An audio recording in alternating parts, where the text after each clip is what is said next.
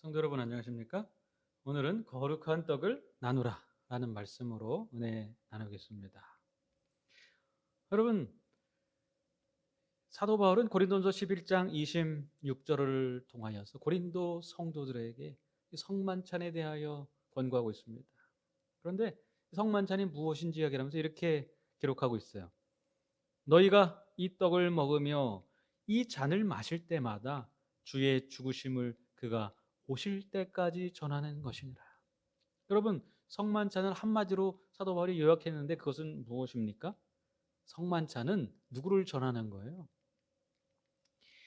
주의 죽으심을 그가 오실 때까지 전하는 것입니다. 그게 성만찬입니다. 여러분, 이 주의 죽으심을 전하는 그 마음, 어떤 마음일까요? 여기에 한 분이 동생과 함께 예, 충청남도의 당진시 성무면 교로리에서 거기 선착장에서 낚시를 즐기고 있었습니다. 그것이 1991년도였어요. 한참 재미있게 낚시를 즐기고 있는데 바다에 한 14살 정도 되어 보이는 이 학생이 호적호적대면서 거의 축 늘어져 있었습니다. 그 장면을 본 이분이 망설이지 않고 바로 옷을 벗고 물속으로 뛰어들었어요. 그리고 헤엄쳐 갔습니다. 그리고 다행히도 이 14살 이 어린 학생을 구조하는 데 성공했습니다. 이 학생은 그 후에 병원에 가서 응급처치를 받고 아, 다행히도 무사히 살아나게 됐어요. 그리고 자랐습니다. 세월이 많이 지나서 이제 그렇게 구조된 이 전민엽 씨가 40세 가장이 됐어요.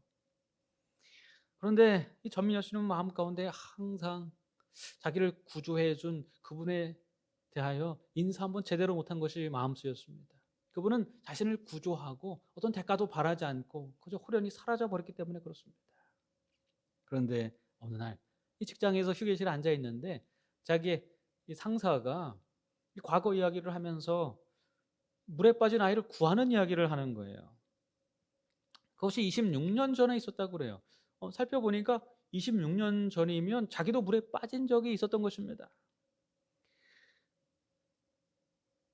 그 상사의 말이 진행이 되면 될수록 뭔가 이상한 것입니다.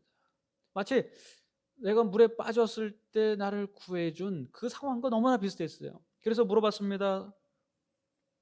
아니 그때 그 장소와 그 시간이 언제였습니까? 그랬더니 그 상사가 말합니다. 당진 교롤이었고 교롤의 선착장이었고 때는 91년도였다. 여러분 이때가 언제예요? 이 전민엽 씨가 구조받은 때예요. 전민엽 씨는 그때 깜짝 놀랐어요. 그리고 벌떡 일어나서 그 상사를 끌어안았습니다. 이 상사도 그 아이가 바로 저예요 하는 이 후배의 말을 듣고 온몸에 소름이 돋아서 서로 얼싸안았어요. 여러분 이것이 얼마나 참 대단한 이 인연입니까? 한 생명을 구한 사람 그리고 생명의 자기의 생명이 빚을 지게 된 사람 두 사람이 이렇게 서로 계획하지 않았는데 한 회사에 같이 다니고 있었던 것입니다. 둘은 얼싸안고 이 반가운 마음을 나눴습니다. 그리고 그렇게 그냥 헤어지고 끝났을까요? 아니죠. 이 은혜를 거의 가족처럼 생각을 하는 것입니다. 그리고 같이 가족 사진도 찍고요. 그리고 또 함께 계속 만남을 이어가면서 생명의 은인과의 그 아름다운 만남을 더 아름답게 하기 위하여 여러 가지 노력을 하는 것입니다. 여러분, 그런데 이 전민엽 씨가요, 자기를 구해준 이 손학승 이 상사를 만날 때 어떤 마음이 들었을까요? 만날 때마다 무슨 생각했을까요? 자기에게 또 한 번의 살 기회를 준 이 선배가 정말 고맙지 않았을까요? 그 마음을 항상 마음에 품고 만나지 않았을까요? 여러분, 성만찬도 마찬가지입니다. 성만찬에 참여한 성도들이 지녀야 될 마음은 그것입니다. 우리를 위해서, 나의 구원을 위하여 십자가를 지신 예수 그리스도, 목숨을 버리신 그분, 그래서 내가 살게 된 것입니다. 내 죄를 용서받고 영원한 구원을 얻게 된 것입니다. 얼마나 감사합니까? 그 감사에 넘쳐서 참여하는 것이 바로 성만찬입니다. 그렇게 예수 그리스도께 감사하면서 성만찬을 하는 것 자체가 그 주를 전하는 거예요. 여기에는 감사가 있습니다. 하나님께서 주신 구원의 충만을 경험하는 은혜가 있습니다. 그리고 그 은혜를 나누는 경험이 있는 것입니다. 그런데 안타깝게도 이 고린도 교회는 거기에 문제가 있었습니다. 고린도전서 11장 18절입니다. 먼저 너희가 교회에 모일 때에 너희 중에 분쟁이 있다함을 듣고 어느 정도 믿거니와. 여러분, 이 당시에는 회당이 없는 이 곳에는 이 큰 교회라는 건물에서 모이지 못했어요. 그죠? 가정집을 돌아가면서 예배를 드리고 또 거기서 성만찬을 하는 것입니다. 그리고 성만찬을 할 때 지금 우리가 하는 것처럼 그렇게 기념만 하는 것이 아니고 식사를 합니다. 성만찬이 제대로 된 이 식사 자리였습니다. 그런데 거기에서 문제가 발생된 거예요. 그런즉 너희가 함께 모여서 주의 만찬을 먹을 수 없으니 이는 먹을 때에 각각 자기의 만찬을 먼저 갖다 먹으므로 어떤 사람은 시장하고 어떤 사람은 취함이라. 무슨 문제입니까?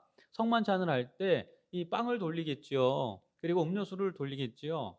그런데 거기에서 사람들이 무엇을 먹어요? 자기의 만찬을 갖다 먹어요. 그리고 주의 만찬을 먹을 수 없는 일이 발생이 되는 것입니다. 어떤 사람을 시장하고 배가 고프고, 어떤 사람은 이 배가 불러서 서로 낄낄대면서 좋아하고, 그런 일들이 발생이 된 것입니다.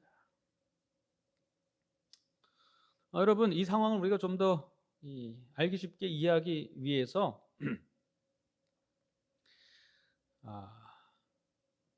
우리 자기 만찬이 무엇인지를 좀 알아야 하는 것입니다. 이 자기 만찬은 헬라어로 이디온입니다. 이것은 개인적인 만찬을 뜻해요. 이 당시에 성만찬을 할 때 거의 식사가 되어야 하기 때문에 각 가정별로 이렇게 식사를 좀 준비를 했어요. 부탁을 하는 것입니다. 일순이네, 또 철순에, 또 영순에 다 이렇게 음식을 부탁을 해요. 그러면 각 가정에서 그 음식을 이제 만들어서 오는 거죠. 그리고 음식을 만들어 와서 이제 모일 장소, 성도의 집에 갑니다. 그럼 성도의 집의 구조는 좀 이렇게 돼 있어요. 이 당시에 대부분 집 구조는 아주 단순했습니다. 그죠? 여기에 보시는 것처럼 이렇게 입구가 있어요. 그리고 이제 여기가 이제 외실입니다. 그리고 그 옆에는 가축들이 있고요. 그리고 이 안에는 이제 내실이 있어요. 간단하죠? 그 내실에서 식구들이 다 같이 이렇게 자고, 그리고 거기서 예배도 드리고 거기서 식사도 하는 것입니다. 그런데 음식을 준비해 온 사람들이요, 좀 여유로운 사람들이었겠지요. 그리고 이 사람들은 서로 음식을 준비해 와서 먼저 이 내실에 이렇게 모이는 것입니다. 그리고 성만찬을 하기 전에 먼저 예찬이라는 게 있어요. 함께 교제를 나누면서 이 식사를 이미 시작을 하는 것입니다. 부유하고 여유롭고 넉넉하고 시간이 좀 있는 사람들이 먼저 와서 식사를 어느 정도 다 하면 그 후에 하루 종일 일하고 노예처럼 살다가 늦게 이제 이 성만찬에 참여하기 위해서 온 사람들이 있는 것입니다. 여유가 없어서 음식은 준비 못했지만 하나님의 이 거룩한 만찬에 함께하기 위하여 이제 이곳에 참석한 많은 사람들이 내실은 들어갈 수 없어요. 이미 자리가 꽉 찼습니다. 이제 외실에 쭉 앉아 있는 것입니다. 그리고 거기서 무엇을 기다릴까요? 주의 만찬을 기다리는 것입니다. 음식이 나오기를 기다리는 것입니다. 배에서는 꼬르륵꼬르륵 소리가 납니다. 하루 종일 엄청 이 심한 육체적인 노동을 감당하고 왔습니다. 그런데 그들에게 돌아갈 무엇이 없어요? 음식이 없는 것입니다. 주의 만찬이 없는 것입니다. 왜 그렇습니까? 다 자기의 만찬을 즐겼습니다. 자기가 갖고 온 것을 자기가 먹고, 그리고 반찬을 해온 사람들끼리 다 나눠 먹고 남는 것이 없는 거예요. 여러분 밖에서 이 주의 만찬을 기다리던 많은 사람들의 이 마음이 어떨까요? 이 먹는 자리에 함께 참여하지 못한 마음, 주의 만찬을 함께 하지 못한 그들의 마음이 어떨까요? 상심이 되는 것입니다. 이것이 고린도 교회 분란의 씨가 됐어요. 교회가 분열이 되는 것입니다. 그래서 사도 바울은 이렇게 하지 말라고 하는 것입니다.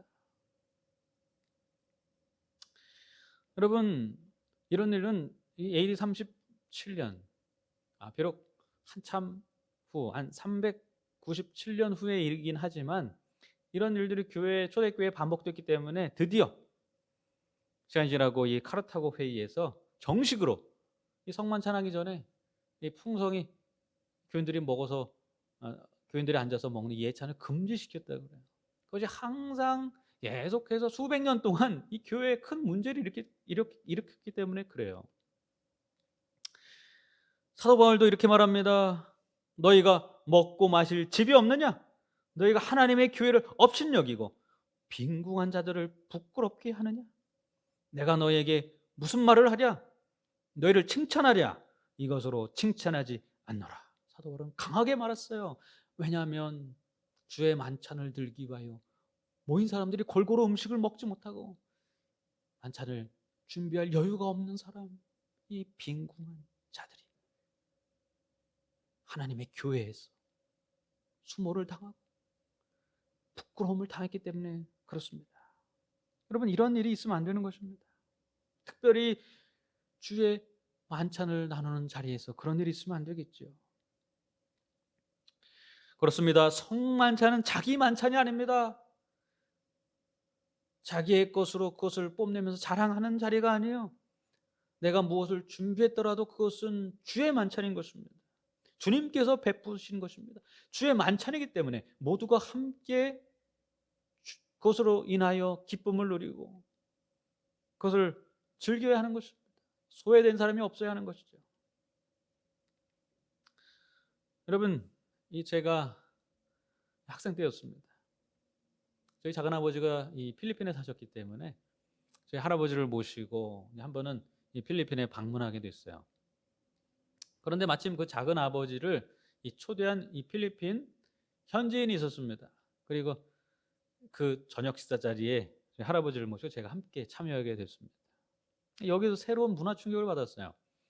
저희가 손님으로서 식사를 하려고 그 집에 들어갔습니다. 거기에는 정말 이 상다리가 부러질 정도로 그렇게 아주 먹음직스러운 이 필리핀 음식들이 쭉 차려져 있었습니다. 저도 식사 기도를 하고 아주 맛있게 먹었어요. 여러분, 한국에서는 무엇이 예의입니까? 이 손님으로서 이 주인이 차려준 음식을요 맛있게 먹고 그 다음에 되도록이면 다 먹고 한 그릇을 더 달라고 해야 돼요. 밥그릇을 비우는 게 예의죠. 그런 생각을 하면서 아주 맛있게 먹었습니다. 그런데 한참을 지나도 그 집 주인을 비롯한 그 주인의 식구들은 이 식사 자리에 참여하지 않는 거예요.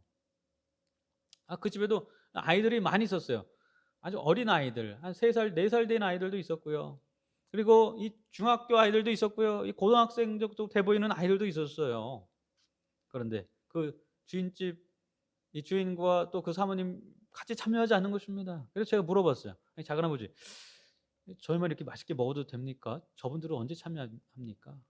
그때 하시는 말씀이 저분들은 손님이 식사를 다 한 후에 남는 것을 드신다고 그래요. 그것이 필리핀에서는 예의라고 그래요. 여러분, 제가 그 말을 듣고 어땠을까요? 이 문화 충격을 받았어요. 내가 이걸 다 먹으면 안 되겠구나. 그런 생각이 들었어요. 왜냐하면 누구를 위해 남겨놔야 돼요? 주인을 위해 남겨놔야 돼요. 여러분, 지금 손님으로서 먹고 있는 이 모든 것 주인이 차려준 것입니다. 근데 손님을 위해 배려하는 거예요. 손님이 많이 드시라고 주인은 먹지 않는 거예요. 그렇다고 이걸 다 먹으면 될까요? 그건 또 손님으로서 예의가 아니죠. 적당히 먹고 남겨야 합니다. 성도 여러분, 사도 바울은 오늘 교회에서 이루어지는 모든 것은 무엇이라고 말합니까? 자기 만찬이 아니라 주의 만찬이라고 말하고 있는 것입니다. 성도들이 무엇을 교회에 헌신했건, 그것이 음식이건 무슨 물질이건 무엇이든 간에 그것은 교회의 주인이신 주님의 것입니다. 그리고 주님께서 베푸신 것입니다. 사도 바울은 그러한 문제가 있었던 고린도 교인들을 향해서 이렇게 말합니다. 그러므로 형제들아, 이것은 주의 만찬이므로 소외된 자들이 다 참여하기까지 서로 뭐 하라고요? 먹기를 기다리라. 그렇게 말하고 있는 것입니다. 내가 갖고 왔으니 내가 먹겠다. 안 된다는 거예요. 내 것이 아니라 주의 만찬이라는 것입니다. 여러분, 그렇습니다. 성만찬이 거룩하게 되기 위하여 성만찬에 참석한 성도들이 나누는 떡이 거룩한 떡이 되기 위하여 기다려야 하는 것입니다. 그리고 주인이신 주님의 기다리라는 명령에 순종해서 한 사람도 소외됨 없이 그 만찬을 즐겨야 하는 것입니다. 그것은 내가 갖고 온 것이 아니라 교회의 주인이신 예수 그리스도께서 베푸시는 것이기 때문에 그렇습니다. 여러분, 명품 인생이란 무엇일까요? 명품 인생은 복잡한 그런 인생이 아닙니다. 뭐 돈이 많고요, 재능이 많고 좋은 학교에 가고 그것이 명품 인생이 아닙니다.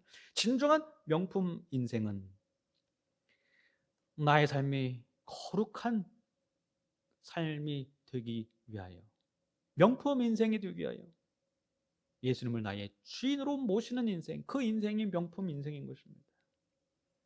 그런 사람들은 자기 만찬을 자기가 먹는 사람이 아닙니다. 그것이 주의 만찬임을 인정하고 서로 나눌 줄 아는 사람들인 것입니다. 그들이 나누는 떡은 거룩한 떡인 것입니다. 여러분, 우리의 인생을 통하여서 우리가 나누는 것들이 거룩하게 되기를 원치 않습니까?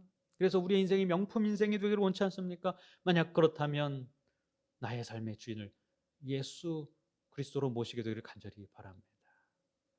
여러분, 만약 그렇게 한다면 우리의 인생은 우리가 무엇을 가지고 있건 없건 간에, 내가 나누는 것이 작건 크건 간에 내가 나누는 모든 것, 그것이 바로 거룩한 떡이 되어서 우리의 인생을 명품으로 만들어 줄 것입니다.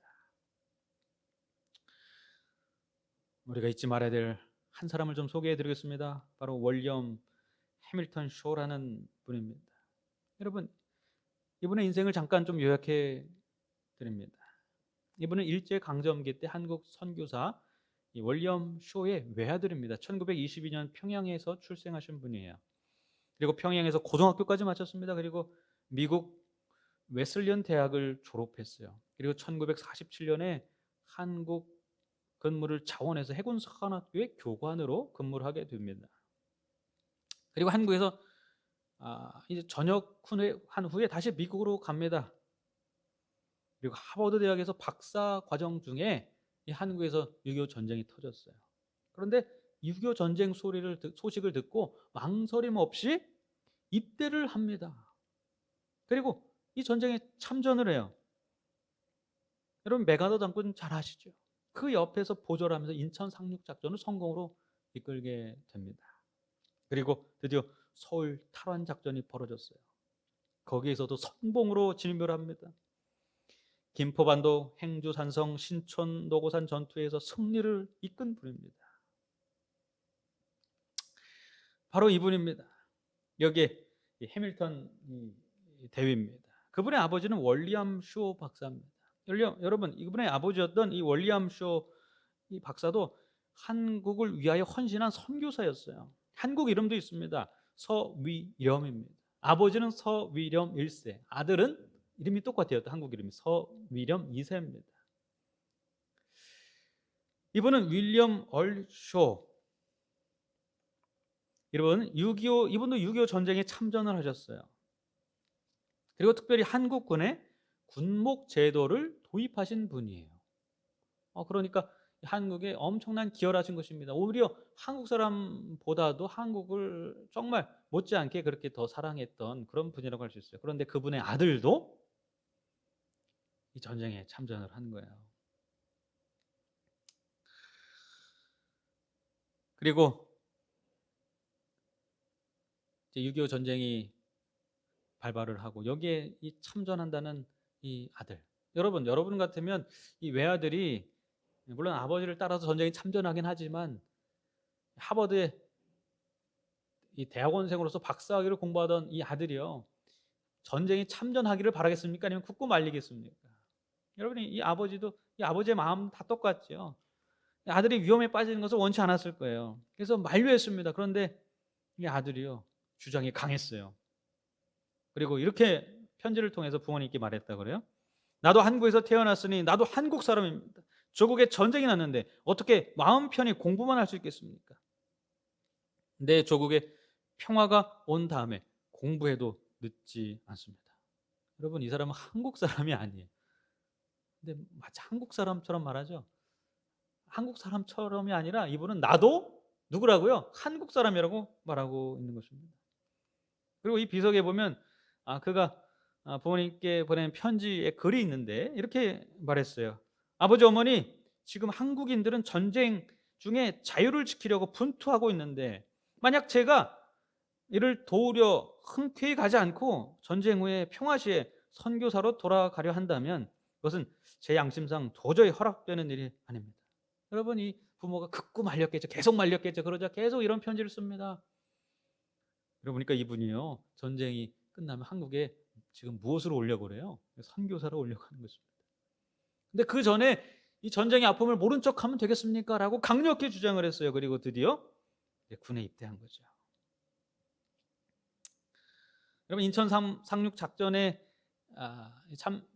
참전해서 그 작전을 수행하는 중에 마지막으로 부모님께 이렇게 편지를 보냈어요. 지금 우리는 고향 땅 가까이에 있습니다. 저와 원일한 이 한국인 친구였던 것 같아요. 원이라는 함대 선단에서 서로 의지하고 있습니다. 이제 모든 것이 하나님의 손에 달려 있고 하나님의 지극한 사랑이 우리에게 미치도록 기도하는 일뿐입니다. 이제 인천에 거의 다 온 것입니다. 상륙하기 위해서 수많은 배들이 이제 대기하고 있는데 그 메가더 장군이 탄 그 배 옆에 그 옆에서 참전을 하면서 부모님께 이렇게 편지를 쓰는 거예요. 여기 이 자리에 있는 것이 옳다는 것을 알게 되어 평안한 마음을 가질 수 있고 또 주님께서는 저에게 이런 평안을 주고 계십니다. 여러분 이렇게 기도하면서 수많은 미국인 이 군사들이 한국을 위하여 전쟁에 참전한 것입니다. 그리고 드디어 인천에 상륙했죠. 빗발치는 총알을 피해서 이들이 드디어 인천을 그 해상을 점령하지 않습니까? 성공으로 이끌어요. 그리고 서울을 탄환하기 위해 진격하죠. 여러분 이 인천 상륙 작전이 없었다면 이거 좀 어떻게 됐겠습니까? 그런데 너무나 안타까운 일이 이제 발생이 됩니다. 녹번이 216 구지를 점령하기 위해서 진격을 했습니다. 박격포와 기관총으로 무장한 인민군 부대의 강력한 저항에 부딪히게 됐습니다. 그래서 그 부대 중대장인 맥블런이 측면 타격을 위해서 매복자를 색출했습니다. 그리고 바로 이 서위렴 2세 이분도 대위로 이 순찰대에 포함을 시켰어요. 그리고 뽑힌 사람들과 함께 이제 매복 작전을 수행하기 위해서 가는 것입니다. 22일 아침 정찰을 목적으로 녹번리에 접근하는 순간이었습니다. 기관총으로 중무장한 북한군의 매복조에 그만 저격을 당하고 말았습니다. 피하간의 총격은 2시간이나 계속되었습니다. 지원부대가 도착하여 적들을 제압하고 6명의 해병대 구조대가 길 위에 쓰러진 서위렴 1세죠. 이 대위를 구조했습니다. 그러나 그의 온 몸은 이미 총알로 만신창이가 된 채 숨져 있었어요. 이것은 서울 탈환을 겨우 일주일 앞두고 벌어진 일입니다. 그렇게 그는 그곳에서 장렬하게 전사한 것입니다. 그 소식이 서위렴 2세 그의 아버지에게 전해졌습니다. 부산의 미 8군 군목으로 복무하고 있었던 서위렴 1세 이 아버지에게 전해진 거예요. 아버지 서위렴 선교사는 한강이 보이는 김포공항 근처에 매장된 아들의 무덤을 찾았습니다. 그리고 여러분 이 아버지가 죽은 아들을 위하여서 이때 무엇을 생각했을까요? 이 아이가 어떠한 생각으로 한국전에 참여했는지 아버지는 생각했습니다.